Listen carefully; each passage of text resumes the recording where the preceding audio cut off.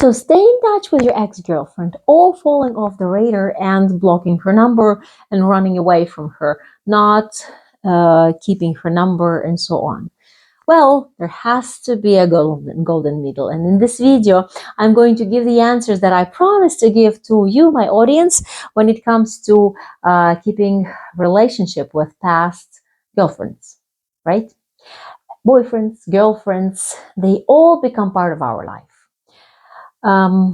Sometimes we say that it doesn't happen like past relationship, especially if you have children together, because you've produced new lives, and these children now connecting you both, and you can't miss a phone call from your ex-wife when your child is sick, or when your child needs something, or you need to have a certain responsibility related to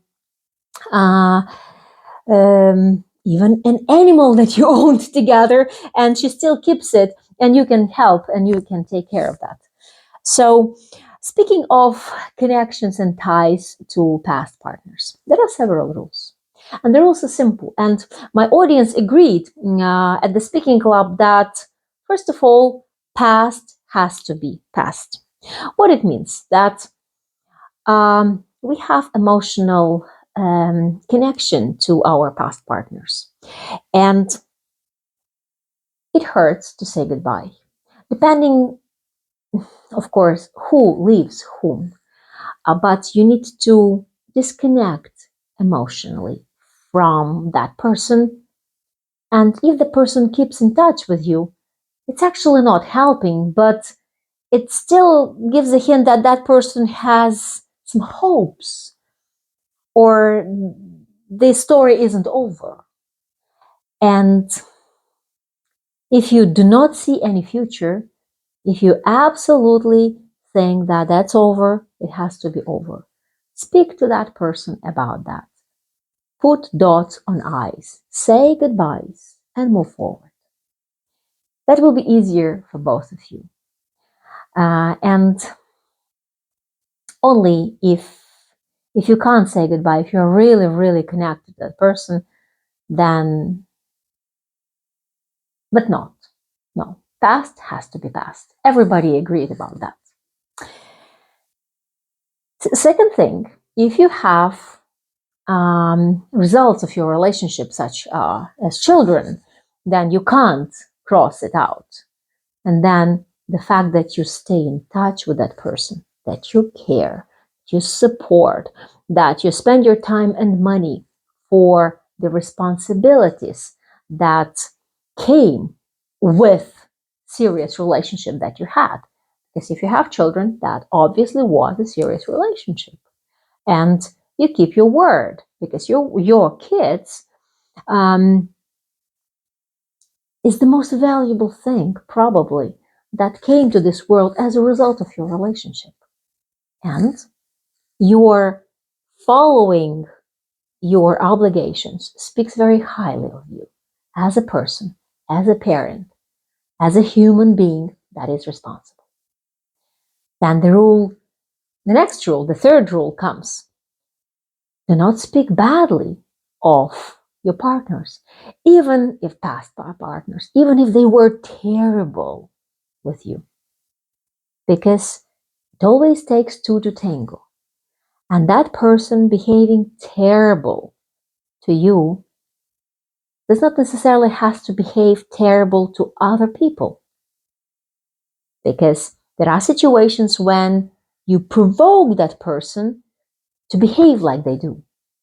And you're choosing that person for certain attributes, either looks or young age or whatever else you may like in that woman, says that the compromise that you take was worth it. So if you speak badly of her, you cast a bad light on yourself, because you chose that person as a human being with hopefully common sense. Then why are you complaining now? You saw who the person was, right? If the person had an illness or certain traumas or certain issues happen in the person's life, like substance abuse or anything else, it's not your fault. That's another person's choice. But how you dealt with it, did you help that person get over it? How you participated to try and help to do things better? All that speaks of you and qualifies you as a good or bad partner. So be very attentive as to what you speak about your past partners, especially at the early stages of relationship. Now, developing relationships, you learn more and more about each other, and you disclose more about people you dated before, and maybe that person was really meaningful to you, even if you do not have children together. Maybe that person really did something prominent in your life, or maybe you're really grateful to that person, but still a new partner will not probably feel good about your keeping that in a very high pedestal, because it's now about the new partner that you have. It's about her. She has to be on the pedestal, number one and only.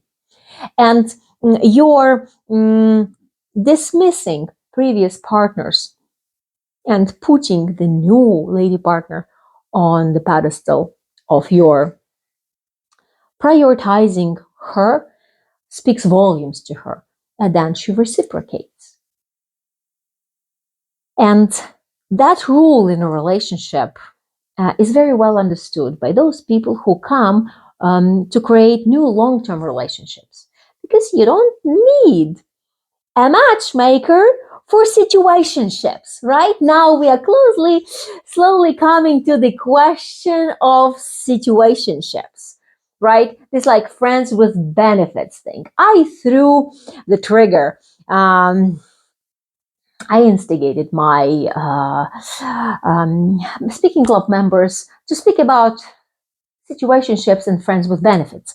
And I was very happy to hear that friends with benefits doesn't work when you are searching for a life partner.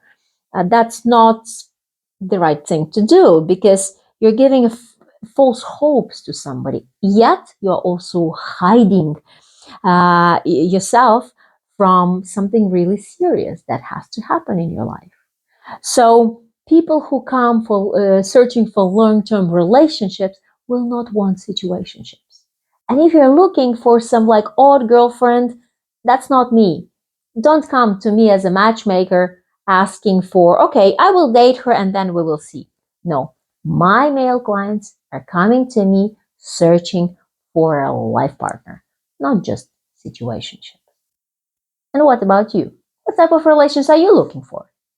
Tell me more, and I'm absolutely happy to talk to you on my personal coaching session, when we will disclose and talk about many other things.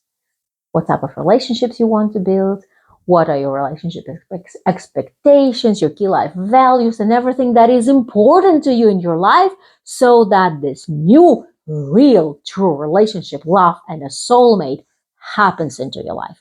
So I'm looking forward to talking to you if you want to find a new great life partner. So see you at my personal consultation.